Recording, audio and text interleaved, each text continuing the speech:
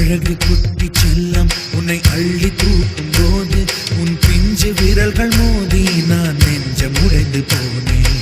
ஆளை கடத்தி போகும் உன் கண்ண குழியின் சிரிப்பில் விரும்பி மாட்டிக்கொண்டு